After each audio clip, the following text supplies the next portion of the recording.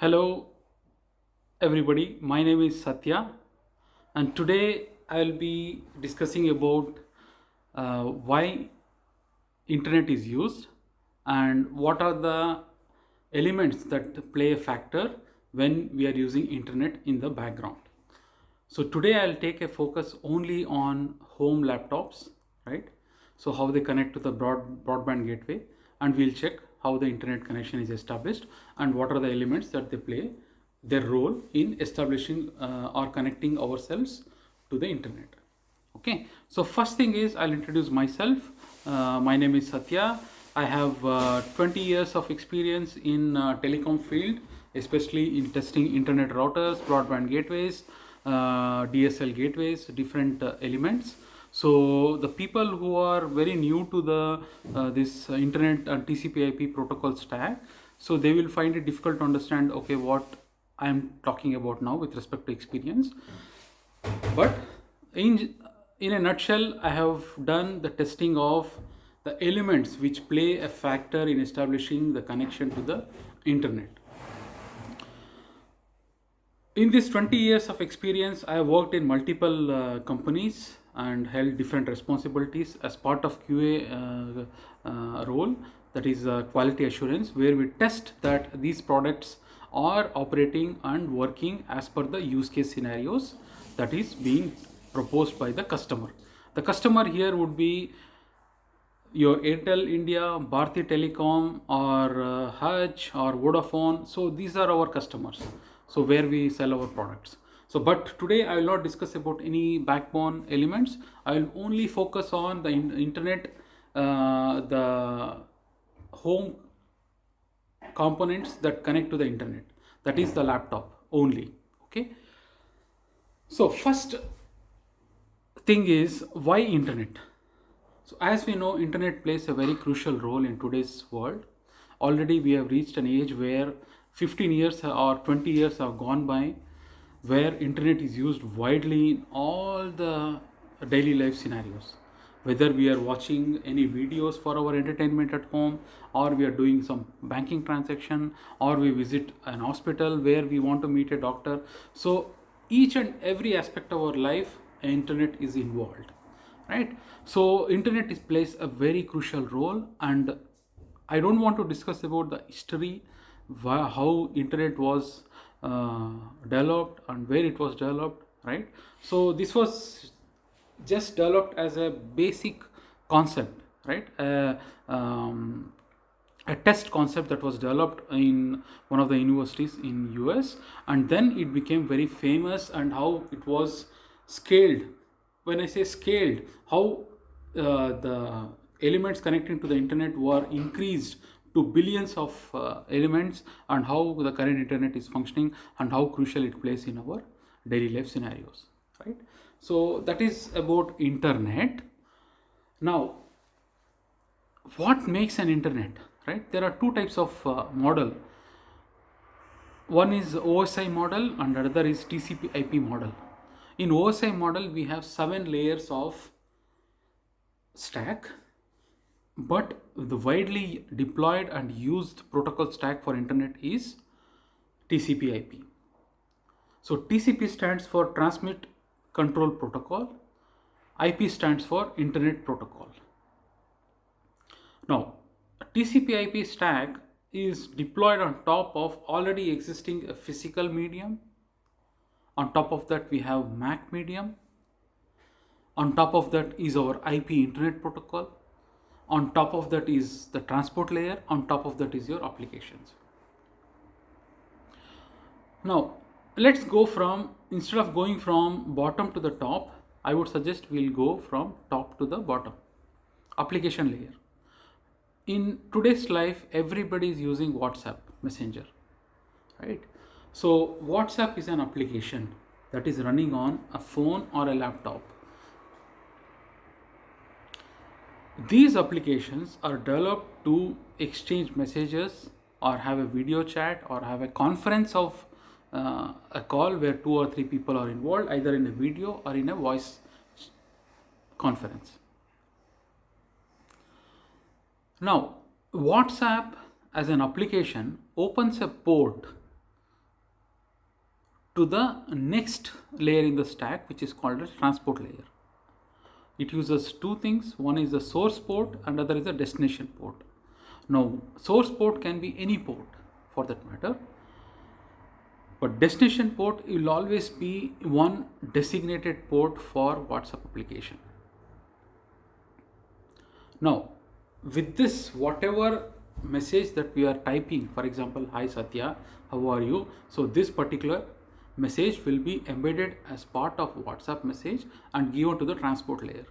Now, transport layer will say that the source port is 123, destination port is 456, for example, and it puts this hi Satya, how are you message in a packet and put this extra thing at the front, just like a plug, right? Say that this is the source port of the transport layer, this is the destination port of the transport layer, and then it gives it to the IP layer. Now, IP layer, which is called as Internet Protocol, it's a logical layer again, just like transport layer. It appends a source IP address, a destination IP address, and then it gives it to the, it's just another plug, right? Another header. Instead of plug, you use in our terminologies, internet terminologies, header. So, and then it gives it to the MAC layer. In MAC layer, now you may ask, okay, most of the people I would like to understand what is internet protocol and what is the ports that we discussed. Yes, definitely. In the same way, MAC address will also have source address and a destination address. It will append or put an header or a plug with the source MAC address and the destination MAC address and put it at the packet. So now what we have is hi Satya, how are you as a data payload. On top of it or in front of it is the transport layer, source port and destination port. Then comes a destination IP address, a source IP address, and then comes a source MAC address and a destination MAC address. Okay, and then it sends it on the physical link. Now, physical link can be a direct LAN cable connected to the ports of the laptop, two laptops, or it goes to the server, or it can be through the Wi-Fi medium, wireless LAN, right? So that's how a TCP/IP protocol stack looks like. So to explain it in a very simple way, it's about a post office that we are sending a message to, right? So post office can be the destination or it can be intermediate node, right? So first we need to first send our letter, which is the data payload, hi Satya, how are you, to the post office. We put different addresses in front of it and send it to it, right? So it can traverse one post office or multiple post office where the particular WhatsApp destination is located. So at the end, it should reach the destination. I will explain in detail how these messages are constructed step by step, right? So, but first we need to focus on the other aspects of our discussion today or our training. We discussed till now why internet. Everybody would be clear that internet is a medium which is used in most of our lifestyles, and what is TCP/IP protocol stack. Now then comes the broadband gateway. Now in most of our houses, when we want to connect to internet, we use either Wi-Fi, not either. The Wi-Fi is the medium that we use to connect to the internet. The Wi-Fi that we use, first we need to put a Wi-Fi box in our device, in our houses, right, to have a connection to the internet. These Wi-Fi boxes can be having different mediums how it connects to the actual internet world. So one of the mediums that it connects through is our phone, right? So in the phone, just a phone jack, there are a lot of encapsulation methods that have been discovered or invented, not discovered, invented in my opinion, which will be used to transfer the packets from our home device like laptop to the internet world, to a server or whatever it is. That technology is on phone. The latest technology is DSL, digital subscriber line. Now we have ADSL, VDSL. There are a lot of improvements that have been done from DSL to ADSL, from ADSL to VDSL, like that. The very basic difference or the improvement is the throughput. So whatever rate at which we transfer our data is improved from DSL to ADSL, ADSL to VDSL.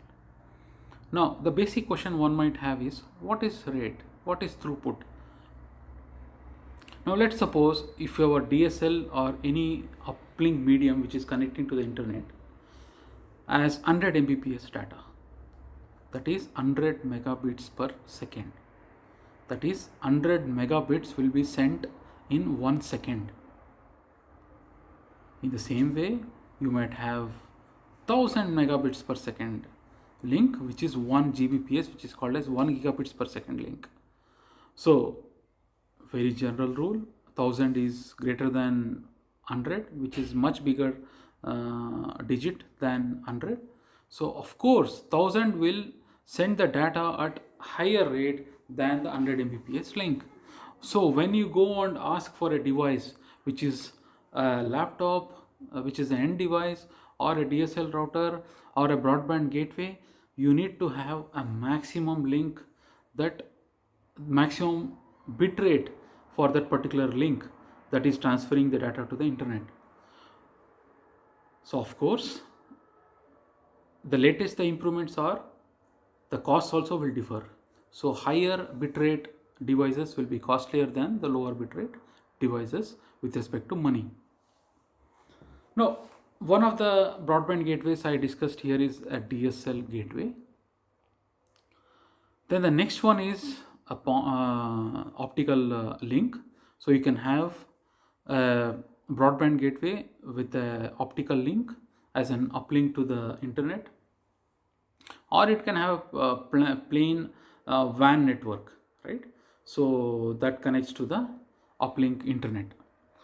In my home, I am using a service provider who has optical link, and there is a loop being created, instead of loop, a bridge being created to transport the data from optical link to the WAN link. So actual port on which I connect my internet device to the internet is a WAN. So through the WAN I connect a cable to this optical link device. There it is bridged to a optical link and then transmit data over optical link to the internet. Okay. So this is how my home setup looks like. Now that box which I am calling as broadband gateway already has a connection to the internet. Now I need to establish or enable Wi-Fi link, right? So then what we do is we go to our home laptop where we need the Wi-Fi connection, open the Wi-Fi properties box, and we connect to the internet, or we connect first to the Wi-Fi for establishing a connection to the internet. Now let me first log into my laptop and show you what exactly I mean by connecting a Wi-Fi to the internet.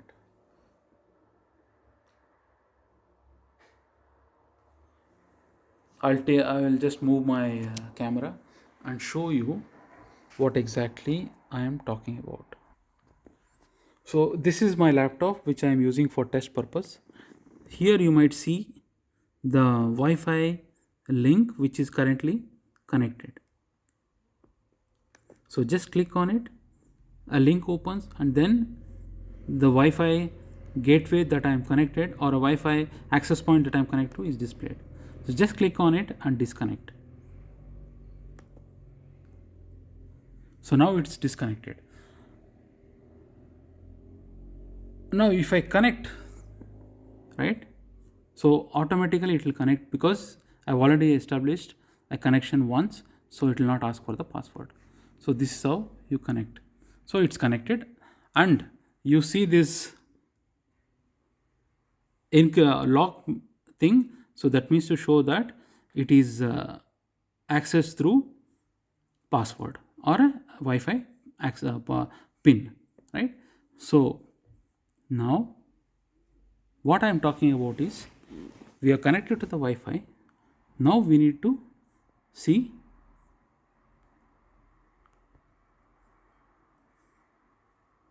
how the internet thing works. So we go to settings.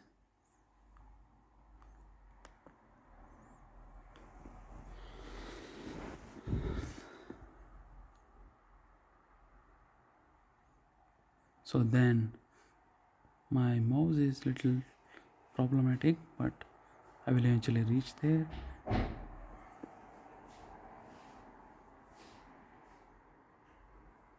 So here we click on network on internet.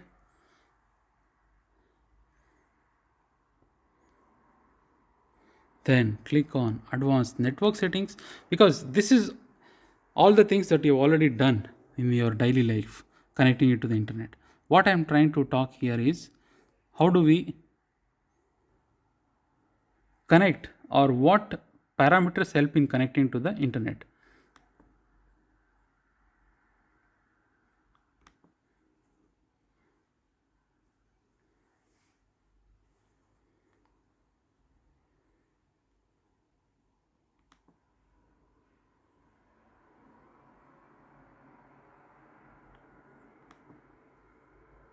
Yeah. So these are the things that I have got from internet, right? So if you, so these are the local connection. So we need to talk about Wi-Fi. See here, what is the type of connection is Wi-Fi, and what is the chipset that I'm using for connecting to the internet, and what are the IP addresses that I've got from internet. Okay, so now there are two types through which we connect to the internet or to the Wi-Fi gateway. One is manually by configuring an IP address, and second thing is by DHCP, that is dynamic host configuration protocol. It is called as auto configuration. I will show you how to connect using first manually to describe about what is IP address, what is net mask, what is default gateway, and what is DNS IP address.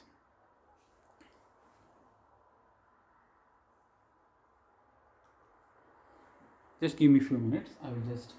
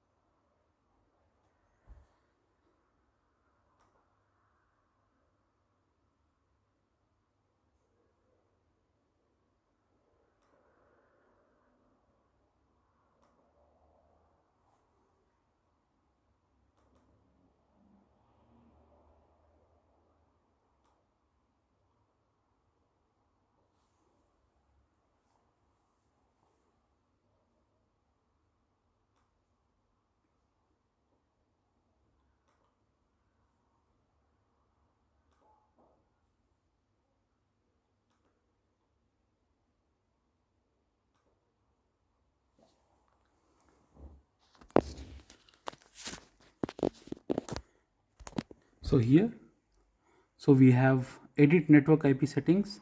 IPv4 is on, so we need to specify the IP address, subnet mask, default gateway, primary DNS IP. Okay.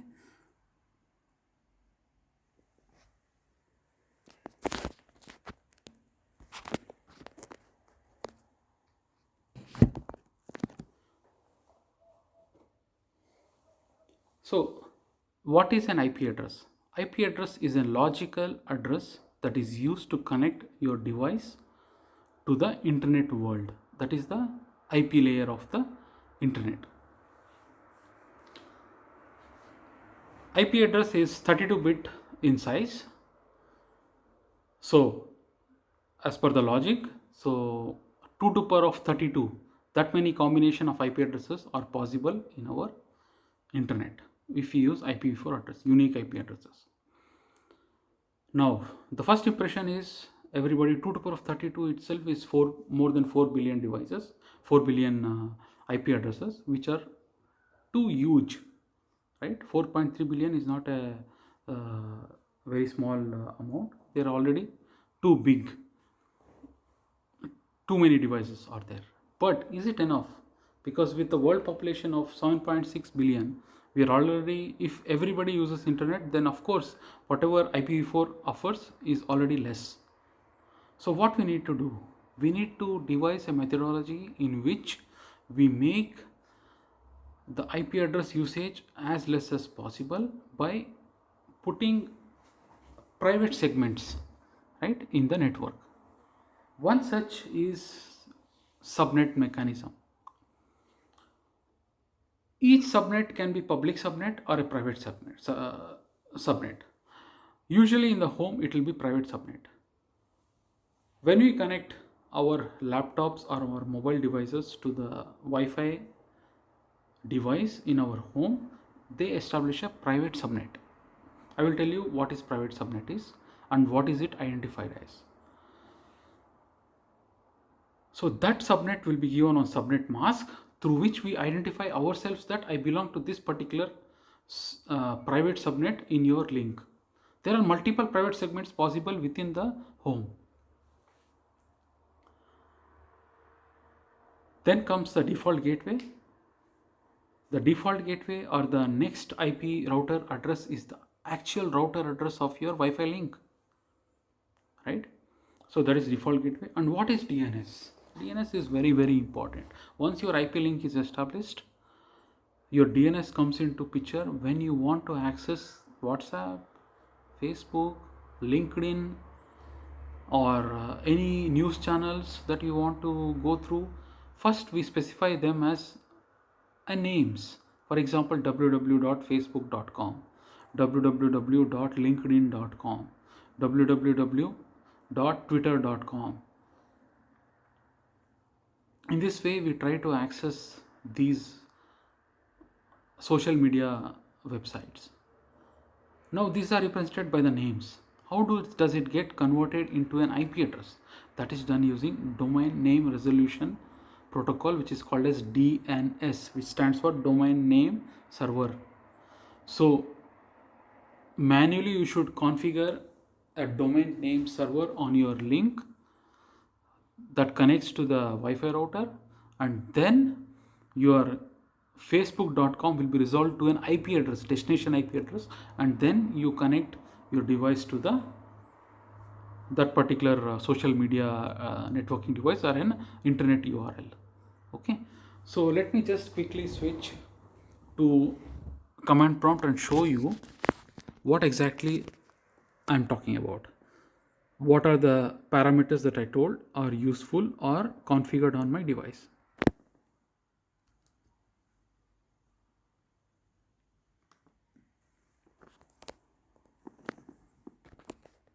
So this is the screen, the command prompt.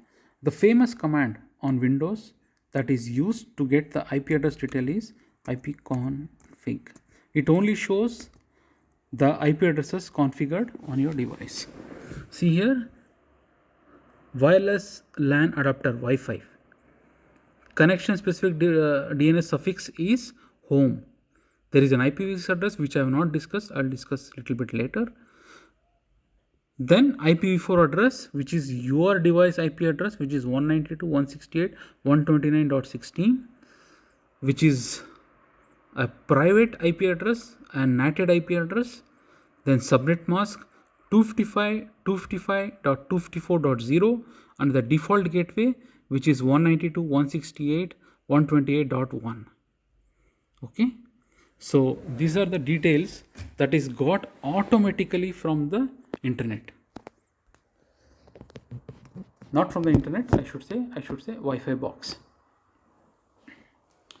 Now, as I showed you, the IP address that was configured was 192.168.129.16.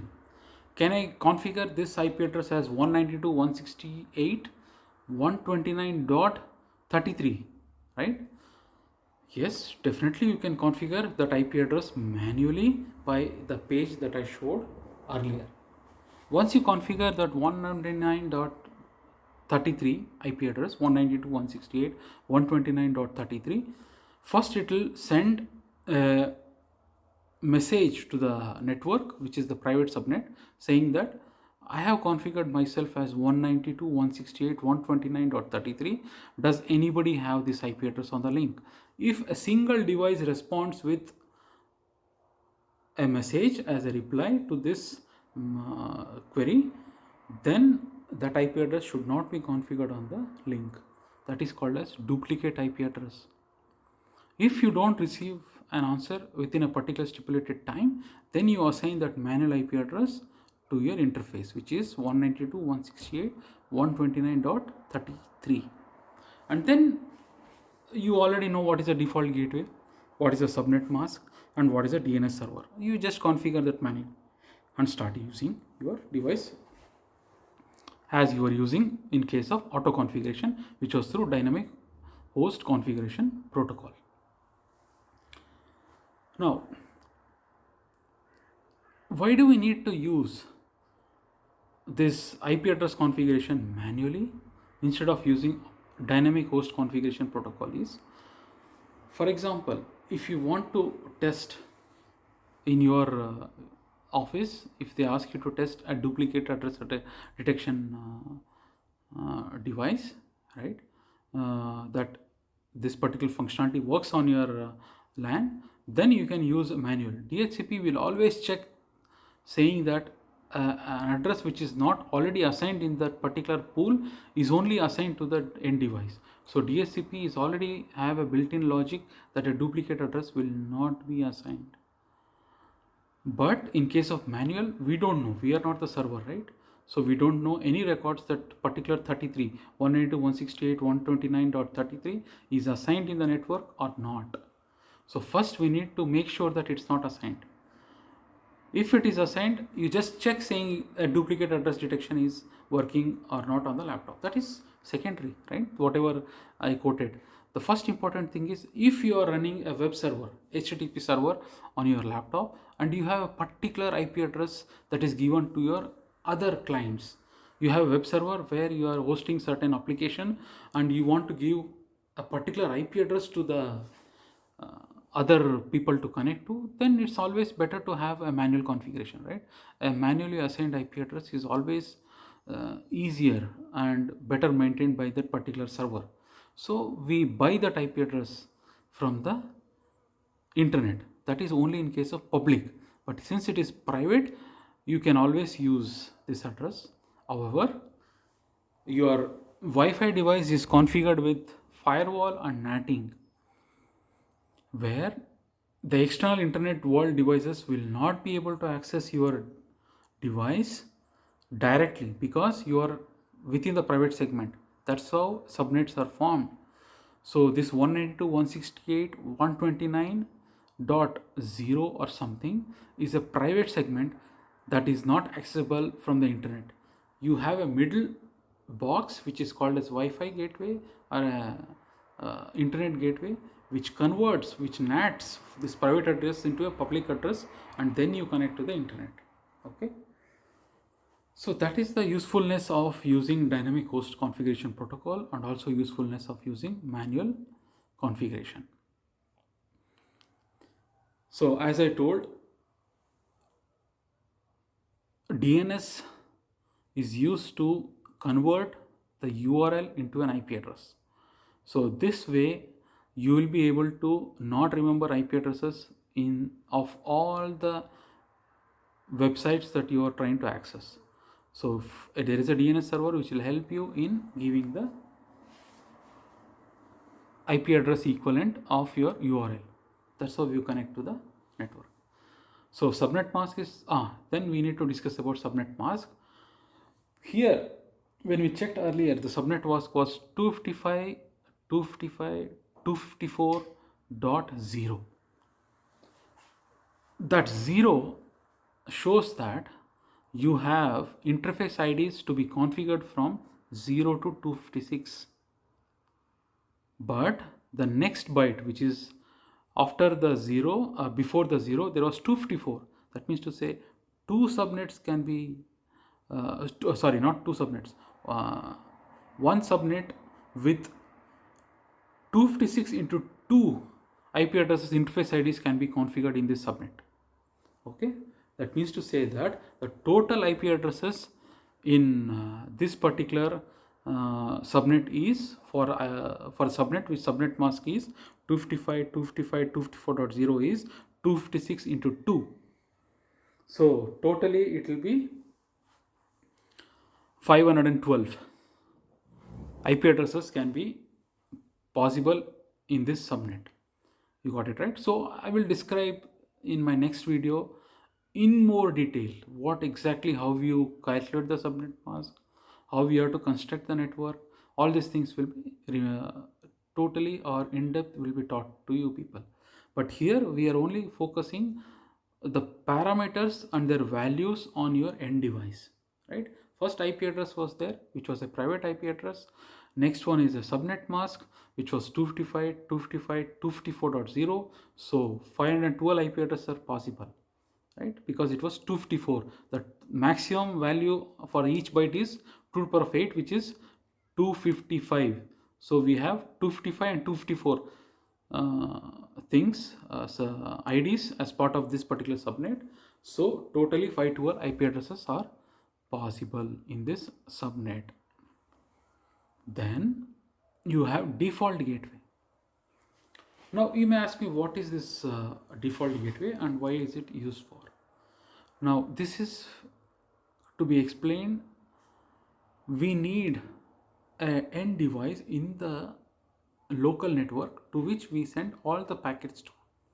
All the packets will be sent to this gateway unless and until they are in the same network, that is same subnet. If a packet is sent from 192, our IP address is 192.168.129.16. So if I send a packet to 192.168.129.17, then I don't have to go to this default gateway because that IP address is within this subnet. So I don't have to go to the default gateway. If you are accessing facebook.com and the DNS server tells you saying the IP address for Facebook is 33.33.33.33, does this subnet match our local subnet? No. Then we have to send all the packets to the default gateway. In our case, the default gateway is 192.168.128.1. Our IP address third byte was 129. How come my default gateway IP address third byte is 129? There are 512 IP addresses possible. So each byte has 255 values or 256 values. So 129 segment, 129 ID has 256 IP addresses and 128 ID has 256 IP addresses. That's how it is. Your default gateway is the first IP address, so which is the lower one, which is 128 out of 128 and 129. So default gateway will be 192.168.128.1. So that's how you send all your packets. For example, the packets which does not belong to this local subnet will be sent to. So I described IP address, subnet mask, default gateway, DNS server. We'll discuss in detail each one with respect to the Wireshark. Wireshark is a tool where we capture the packets in the next session. Okay. For this session, we discussed about why internet, what are the different gateways that can be used to connect to the internet. It's a DSL gateway, optical link gateway, or a direct WAN gateway, right? Then we discussed about manual configuration of IP address and why it should be used, and auto configuration through DHCP, dynamic host configuration protocol. Then we discussed about different parameters on our local laptop: IP address, subnet mask, default gateway, DNS, right? Which are the parameters which are required to connect our laptop or a mobile device to the internet. So thank you friends. We will discuss in detail more in the next class. Thank you. Bye.